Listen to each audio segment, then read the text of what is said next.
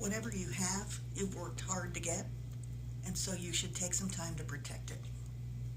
Absolutely. And you should have a specific plan as far as who you want to get what, and even who you don't want to get what. Mm-hmm. If you don't do that, then, it's like you're giving up everything that you've worked so hard for and just leaving it to chance, whatever the state has decided. And some of those laws are pretty darn old, so they can be really outdated, from when we were the pioneer state.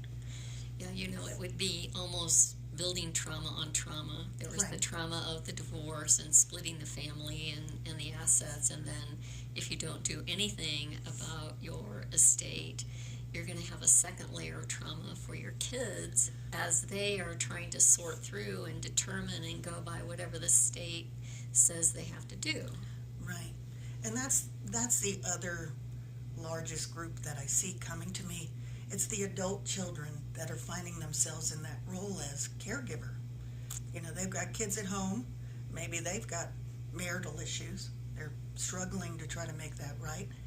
And now they have to care for mom or dad, or mom and dad. It's a lot. So It definitely is. yeah. Yeah, well, let's just talk about some of the vehicles. I call them vehicles. I'm sure there's a formal word for it, but some of the things that you can do, like we hear about trusts, revocable and irrevocable trust. Could you talk to us about that? Sure.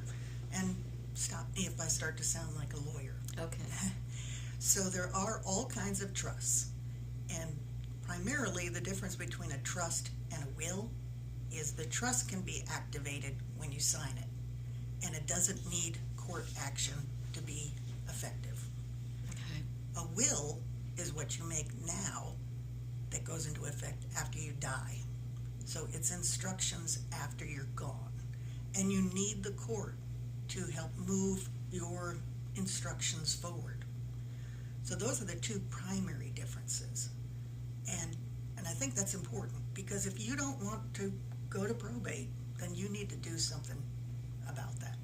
Yeah, and probate can be a lengthy process, right? It can, and Chattanooga's become a busy place, so it takes 5-6 weeks to even start a probate, and then you've got upwards of a year before you can close that out. You're exposing yourself to creditors, challenges. Things are not fast in court, which most of the people listening Right. will know. We Things can are all not. attest to Yeah. none of our divorces